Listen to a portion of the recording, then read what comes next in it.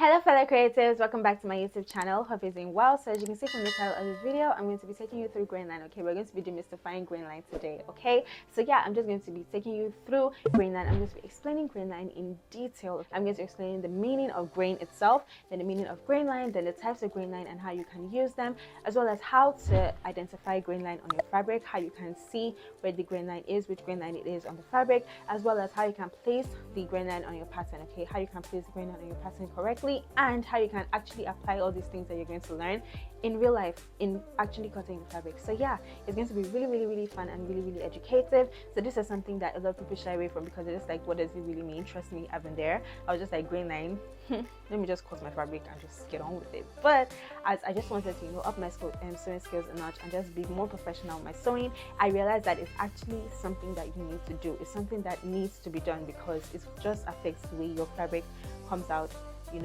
at the end of the day. So yeah, I'm going to be going into more detail in the importance of Grainline and how it can actually affect the garment. So I'm going to leave the video up here. It's going to be a really fun video because I'm going to be practical about this. I'm going to be cutting fabrics in different grains so that you can see what it actually means and what it actually affects in your garment. So I'm going to link it up here when it's out so that you can just go watch that. So yeah, thank you so much for watching this video. Please if you find this video helpful, please make sure you subscribe. Okay, make sure that you like this video and turn on the notification bell so that you get notified anytime I post a new video like this. I post sewing tutorials mainly, but I also post informational videos so that I can just like educate you on different things, different sewing terms and all of that. So yeah, that is just what this video is going to be about. If you want to know more about that, then please make sure you keep on watching. I'm going to leave timestamps down below so that if you want to learn something in particular, then you can just go check that out.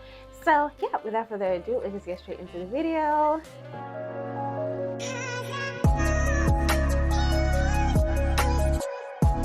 Alright, so the first thing is grain and Grainline. We're going to be defining grain and Grainline. So first of all, what does grain mean? Grain basically means the direction of the threads that make up the fabric. Okay, so we have two threads that make up the fabric, which is the weft and which is the warp. Okay, so we have warp threads and weft threads. Okay, so you can just like get to understand weft threads by left to right. Okay, so what this means is that the weft threads are going from left to right. Okay, they're going from this point to this point, while the warp threads are going from top to bottom. Okay, so that is what it means. So the grain is the direction that the threads are going through. Okay, so that is the weft thread and the warp thread. Since we already established the fact that there are warp threads and there are weft threads, so that means that when you're cutting your fabric, and you want to place your fabrics together and you want to join your fabrics together, you have to take those things into consideration. Okay, because it's not as if it's just one thread that is going and there won't be any like dysfunction if you just join it anyhow. But because we have warp threads and we have weft threads, because we have threads that are going in different directions, we have to make sure that any fabric piece that we're cutting that we want to turn into clothing items, we have to make sure that there is a form of like uniformity with all those pieces, because if not, they're going to be like really scattered. So in sewing, a pattern piece can be cut on the fabric. It can be cut in any orientation or any direction. You can arrange it either like horizontally or you can arrange it vertically. It depends on you. The main focus of the Grainline, the main purpose of the Grainline, of adding the Grainline, those arrows that you usually see on patterns, is to ensure that when we are cutting our fabric, we're either cutting it on the warp threads. Do you understand? Like the pattern is either aligned with the warp threads or it's aligned with the weft threads. Okay, so that means it's either horizontal or vertical. So the Grainline is just that central guide for all the pattern pieces to ensure that all the pattern pieces of the fabric are cut in the same direction, so that there will be uniformity of the design, so that there will be uniformity of all the pattern pieces, and all the pattern pieces are going to be cut in the way that fits properly. Okay, so in order for you to decipher which one you want to use, whether you want to use the warp threads or you want to use the weft threads, whether you want to use the horizontal line or the vertical line, you have to take three grains into consideration. Okay, you have to take the lengthwise grain, which is also known as the straight grain, or you take the crosswise grain, or you take the bias grain. Okay, so I'm going to be explaining these grains in detail so that you would get to understand when you should use these ones and why you should use them. Okay, so the lengthwise grain, which is also known as the straight grain. So what does this lengthwise grain mean?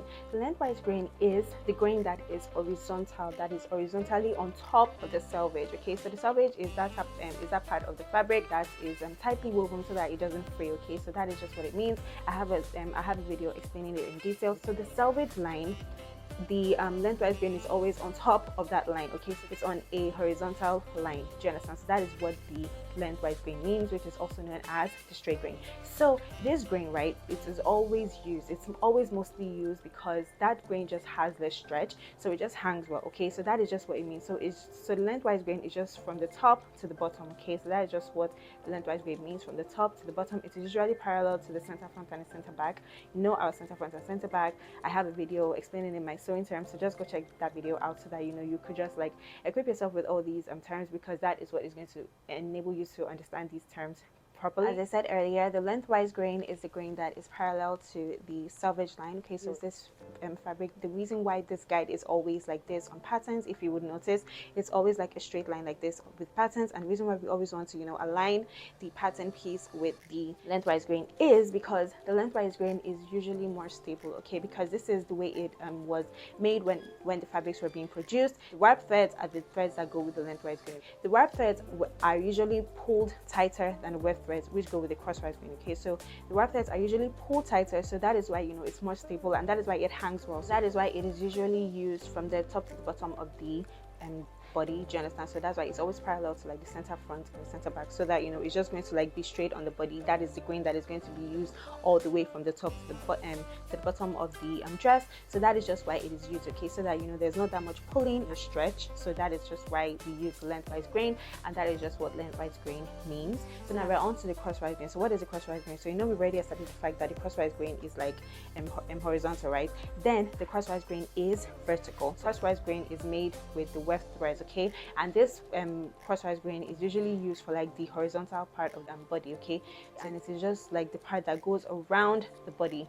Do you understand? So that is just why it is used like that, and it is used like that because it usually has more stretch than the lengthwise grain. Because I said earlier, the lengthwise grain, the warp threads, which are for the lengthwise grain, are usually pulled tighter than the weft threads when they are being produced as fabric. So that is why for the crosswise grain, the weft threads are always like the ones that have more stretch, and they have like more stretch to give. So because of that stretch, and because our body has curves, and we would want the fabric to be able to like go around our body in a nice way and have that stretch to accommodate the curves of our body, that is why we use the weft threads. Okay, so that is why it is important for you to know the grain line, because you have to take all these things into consideration. Because for instance, for this side you have the lengthwise grain, and for this side you have the crosswise grain. Because of that clash between these two grains, because of that clash between the direction that the warp thread is going through and the weft thread is going through, there's going to be an issue. Okay, so it's just not going to look nice, it's just not going to hang well, because they don't align.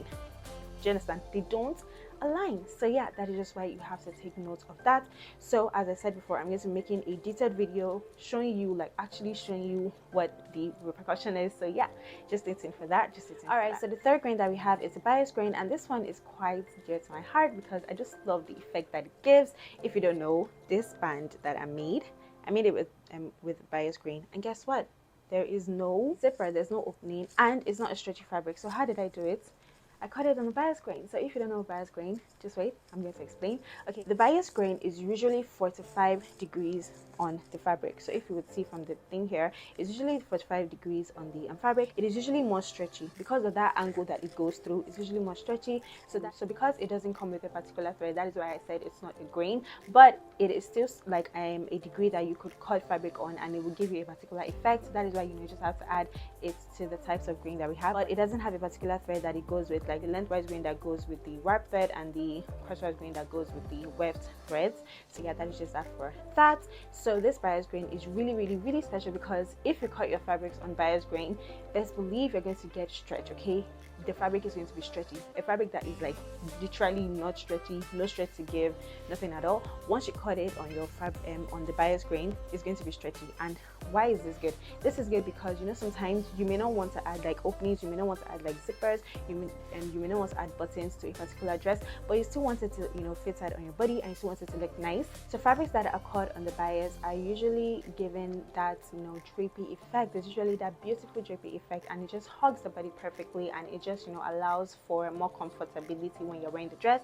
It allows for extra elasticity, flexibility, and drapability. However, cutting on the bias has its downsides. Okay, it has its downsides. So because we're cutting vertically, because we're cutting like in a 45-degree angle, we are going to have to arrange our fabric. We're going to have to like place the pattern on our fabric in a particular way, and that is just going to lead to wastage. So as you can see at the top and at the bottom, there's that wastage, and there's nothing you can do about it, because in order for you to be able to get the bias grain, you have to arrange your fabric in a way that you will be able to get that 45-degree angle, and the fabric will be able to fit the pattern that you're working with. So yeah, that is just one thing to keep in mind. Okay, so before you actually go on to cutting the fabric, before you actually go on to placing the patterns on the fabric, you have to ensure that you know exactly what the grain line is, like what the lengthwise grain is on the fabric itself and what the crosswise grain on the fabric is itself. So the lengthwise grain is usually at the top of the selvage line. Okay, the easiest way you can just get to do this is just identify the selvage line first, which is the part of the fabric that is tightly woven and sealed so that it doesn't fray. So you will see it's either like it's like totally a straight line on some fabrics, but on some fabrics you will see like threads, but like a little bit above the thread, it's just sealed, so those threads cannot come out. Those threads are just there, but they can't come out. So you just have to check the selvage line first, and then whatever is at the top, just know that from the top to the bottom, okay, like this, let's say like this is the selvage line for the fabric and this is the selvage line for the fabric.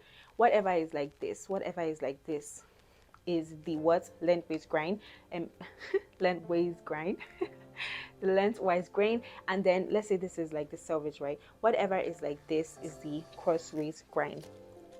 What is wrong with me? Whatever is like this is the crosswise grain. Okay, so yeah, that's just how you can get the grain on the fabric. And like I said earlier, if this is the selvage line and this is the selvage line, like these are like the edges of the selvage, then whatever is like this is the bias grain. Okay, so now that we've already established that fact, let us get to actually putting this grain line on the pattern. Okay, so putting the grain line on the pattern is actually a different way from from finding the grain line on fabrics. So the grain line on the pattern is usually in two ways.